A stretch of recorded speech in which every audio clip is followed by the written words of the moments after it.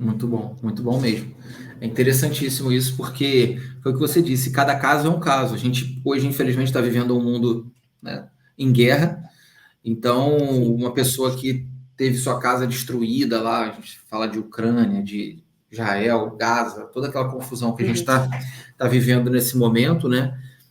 uhum, Simplesmente essa pessoa teve que largar tudo, ela não teve opção, ela teve que sair sim. para sobreviver, Uhum, né? claro.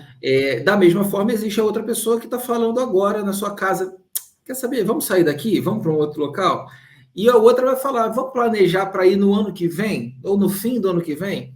Ou seja, são vários Sim. tipos.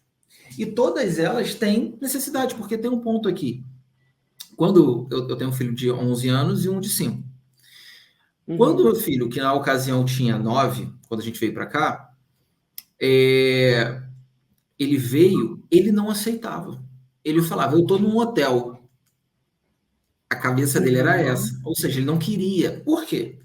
Porque ele tem os amigos do Brasil. Então, isso foi uma Claro. coisa que machucou muito ele no início, até Uhum. ele fazer bons amigos também aqui. Então, a escola foi muito importante, né? A igreja, as interações que ele tem com outras crianças da mesma idade, Uhum. fez com que ele agora agora ele fala, não, eu prefiro aqui. Eu gosto do Brasil, mas eu prefiro aqui. Então, Legal. isso, imagina, se isso fere, né, alcança uma criança, que dirá uma pessoa com meia idade, adulta ou idosa, porque tem aqui um ponto que também é muito sensível, né? Que é o ponto da perda, né? Do Sim. falecimento, que pode Uhum. acontecer. Né? A gente não tem o Sim. controle disso, né? Então, ter isso em paz, né? Eu tive recentemente uma pessoa conhecida que acabou perdendo o pai, assim, graças a Deus, ela conseguiu ainda ir antes e tal, né? Se despedir, mas muita gente sofre muito por essa razão. Puxa, não pude estar Sim. no enterro, não pude ver, né, alguma última vez, me despedir, né? Então a pessoa meio que Uhum. tem isso, sabe? É difícil falar sobre esse assunto, né? Aquilo que você estava falando lá do deserto que a gente não quer conversar, né? Mas Exato. é uma coisa que a pessoa precisa estar acontecendo o que era para estar acontecendo, né? Mais ou menos isso, né? Meio que difícil falar sobre isso demais, né? É difícil chegar É. num conceito, né?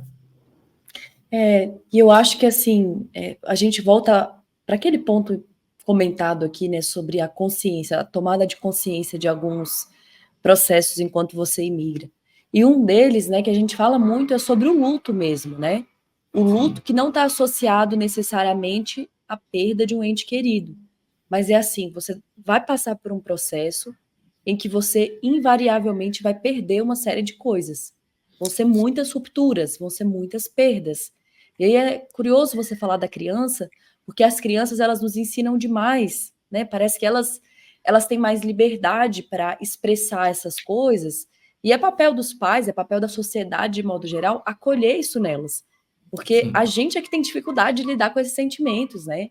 A gente é que fica querendo esconder, reprimir, né, fingir que tá tudo bem. Então, ali o seu filho ele foi muito honesto com o sim, que ele estava passando, né? Ele não escondeu o fato de que ele estava sentindo falta, né? E que era importante para ele os vínculos que ele tinha no Brasil de alguma forma. Porque passar pelo luto é isso. Ninguém é ileso ao luto. Não tem como a gente não viver lutos, incluindo esse último que você comentou, que é a perda de alguém querido, alguém que você ama. Mas a ideia é que a gente não fique ficcionado ali, parado nessa etapa da vida que é o luto. O luto ele é para ser atravessado, você tem que chegar do sim, outro lado, né, para que o sofrimento não seja mais presente. Então, a gente nem fala sobre luto bem-sucedido ou luto, um luto de sucesso. Não, todo mundo vai passar pelo luto.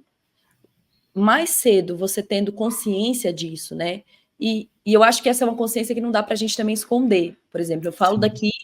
Hoje, inclusive, dia 22 de outubro, é aniversário do meu pai. Então, Olha, é mais um aniversário que a gente passa distante. Então, assim, sim, no início, isso era muito difícil, porque são datas que você vai lembrar da pessoa, você queria estar com a pessoa, né? Tem tudo isso. Hoje, tanto eu quanto meu irmão, porque eu tenho outro irmão também que não migrou, né? E aí a gente é bem próximo, assim, a gente se organiza previamente para fazer com que tanto ele quanto a gente, sinta um pouco mais essa distância encurtada. Como você falou que sente, né? Essa ideia, olha, eu moro no aeroporto a 10 horas daí. Então a gente se prepara antes, a gente prepara um presente antes. Ele vai acordar já com um presente ali, com uma carta escrita à mão, porque tem a mudança de fuso. Então, a Sim, proposta que eu sempre faço é: que tipo de estratégias você vai adotar para tentar encurtar essa distância? Porque não tem como encurtar ela por completo. É fato, né? A gente está em continentes diferentes. Mas vem também de uma aceitação interna, né? A gente fica querendo não aceitar e fica querendo, não, mas tinha que ser assim, se eu tivesse no Brasil. Aí alimenta pensamentos que são irreais, né? Por sim, exemplo, eu já ouvi muito, e aí é porque a pessoa tá sentindo uma dor muito forte, da pessoa dizer assim: olha, mas eu acho que se eu tivesse no Brasil eu poderia ter feito alguma coisa, eu poderia ter evitado, eu poderia ter feito, né, mais, ou... E às vezes não, às vezes era o sim, momento da pessoa, né, de partida. A gente não tem controle sobre a morte, por exemplo, né? Então eu sim. acho que essa tomada de consciência e você estabelecer como que você vai querer nutrir esse vínculo.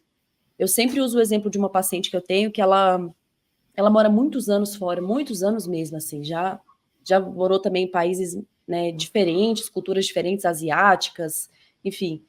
E aí ela conta que ela tem uma estratégia de manter bons vínculos com os amigos dela que são próximos. Então, assim, ela tem uma disciplina, literalmente uma disciplina, para que esse vínculo não morra. Então, sei lá, a cada segundo domingo do mês, ela tem uma ligação recorrente com Uhum. esses amigos.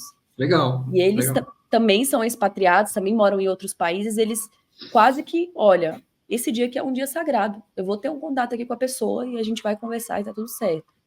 Então, aí a gente é adotando essas estratégias também para ver o que funciona para nós, né? Sim.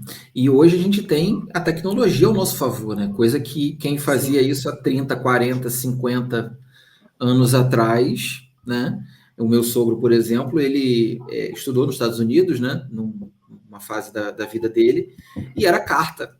Sabe-se lá Sim, quando que a carta ia chegar, né? Uma coisa, por mais que pudesse ter ali algo emocional, né? Mas, poxa, não era ouvir a voz, não era ver, né?